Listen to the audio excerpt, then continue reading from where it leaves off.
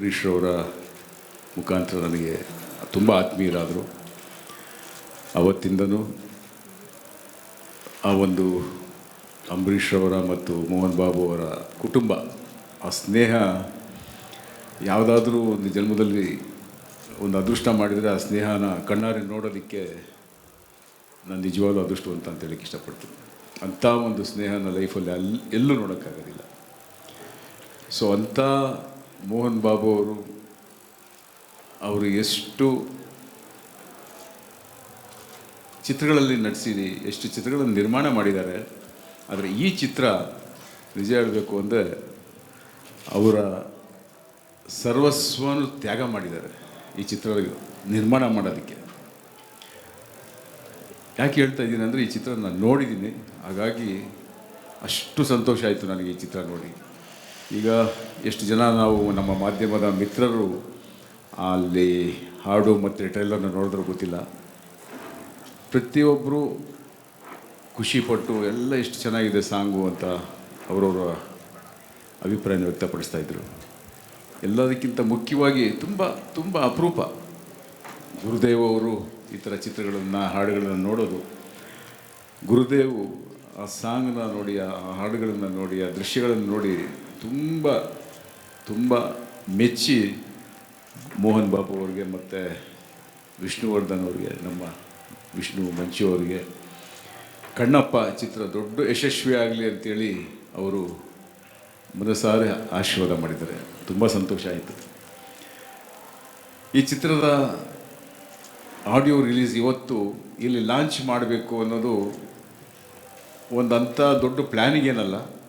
ಸಡನ್ನಾಗಿ ಏನೋ ಮಾತಾಡ್ತಾ ಗುರುದೇವ್ ಪರ್ಮಿಷನ್ ಕೊಟ್ಟರು, ಬನ್ನಿ ಅಂತ ಹೇಳಿದ್ರು, ಬಂದರು. ಇಲ್ಲಿ ನೋಡಿದ್ರೆ ಅದ್ಭುತನೇ ಆಗೋಯ್ತು. ಇಲ್ಲಿ ಈ ಅದ್ಭುತ ನಿಜ ಹೇಳಬೇಕು ಅಂದರೆ ನನಗೆ ಕಾಟೇರ ಚಿತ್ರದಲ್ಲಾದಂಥ ಒಂದು ಅನುಭವದ ಅದ್ಭುತ ಅಂತ ಒಂದು ದೃಶ್ಯ ಮತ್ತು ಘಟನೆಗಳು ಇಲ್ಲಿ ನಡೀತು. ನನಗೆ ಅವತ್ತು ಎಕ್ಸ್ಪೆಕ್ಟ್ ಮಾಡಿರಲ್ಲ. ನಾನು ಕಾಟೇರ ಚಿತ್ರದ ಮುಹೂರ್ತ ಇಲ್ಲಿ ಮಾಡ್ತೀನಿ, ಇಲ್ಲ ಕಾಟೇರ ಚಿತ್ರದ ಚಿತ್ರೀಕರಣ ನಮ್ಮ ಗುರುದೇವ ಅವರ ಆಶೀರ್ವಾದದಿಂದ ಅವ್ರ ಜಾಗದಲ್ಲಿ ನಾನು ಚಿತ್ರೀಕರಣ ಮಾಡ್ತೀನಿ ಅಂತ ನಾನು ಎಕ್ಸ್ಪೆಕ್ಟ್ ಮಾಡಿರಲಿಲ್ಲ. ಯಾವುದೋ ಸಂದರ್ಭದಲ್ಲಿ ಈ ಕಡೆ ಹೋಗ್ತಾ ಇದ್ದಾಗ ಇಲ್ಲಿದ್ದಾರೆ ಗುರುದೇವ್ ಇದ್ದಾರೆ ಅಂದರೆ ಅವ್ರ ಆಶೀರ್ವಾದ ತೊಗೊಳೋಣ ಅಂತ ಬಂದೆ. ನಾನಿಲ್ಲಿ ಬಂದಾಗ ನನಗೆ ಯಾವ ಚಿತ್ರ ಮಾಡ್ತಾಯಿದ್ದೀರಾ ಅಂತ ಆಶೀರ್ವಾದ ಮಾಡಿ ಕೇಳಿದಾಗ ಈ ಥರ ಒಂದು ಚಿತ್ರ ಮಾಡ್ತಾಯಿದ್ದೀನಿ, ಜಾಗ ಹುಡುಕ್ತಾ ಇದ್ದೆ ಗುರುದೇವ್, ಅದಕ್ಕೆ ಈ ಕಡೆ ನೀವು ಇದ್ದೀರ ಅಂದರೆ ಏನು ಜಾಗ ಬೇಕು ನಿಮಗೆ ಅಂತ. ಒಂದು 15 ಎಕರೆ ಜಾಗ ಬೇಕಾಗಿತ್ತು, ನಮ್ಮದೇ ತಗೊಳ್ಳಿ ಮಾಡಿ ಇಲ್ಲಿ ಅಂತ ಹೇಳೋದು. ಸೊ ಹಾಗಾಗಿ ಜಾಗ ಕೊಟ್ಟರು. ಜಾಗ ಕೊಟ್ಟ ಮೇಲೆ ನಾನು ಇಲ್ಲಿ ಸೆಟ್ ಹಾಕೋದಕ್ಕೆ ಅಂತ ಹುಡುಕಾಡ್ತಾ ಇದ್ದಾಗ ಪೂಜೆ ಮಾಡೋವಂಥ ಒಂದು ಸಂದರ್ಭ ನನಗೆ ಅಲ್ಲಿ ಆ ಗುರುಕುಲದಲ್ಲಿ ತುಂಬ ಆ ವೈಬ್ರೇಷನ್ ನನಗೆ ಇಷ್ಟ ಆಯಿತು. ಕೇಳಿದೆ ನಾನು ಅಲ್ಲಿ ಇಲ್ಲಿ ಪೂಜೆ ಮಾಡಿ ನಾನೇ ಬರ್ತೀನಿ, ಬನ್ನಿ ನೀವು ಪೂಜೆ ಮಾಡಿಕೊಡ್ತೀನಿ ಅಂದರು. ಪಾಪ ಬಂದು ನಿಂತು ಕಾಟೇರ ಚಿತ್ರದ ಮುಹೂರ್ತ ಅಲ್ಲೇ ಮಾಡಿಕೊಟ್ರು. ಅದನ್ನು ನನಗೆ ಎಕ್ಸ್ಪೆಕ್ಟ್ ಮಾಡಲಿಲ್ಲ. ಇವತ್ತು ಅದೇ ಥರ ನಾನು ಅನ್ಕೋತಾ ಇದ್ದೆ ಇಲ್ಲಿ ಬರ್ತಾಯಿದ್ದೀವಿ ಆಡಿಯೋ ಲಾಂಚಿಗೆ ಅಂತ.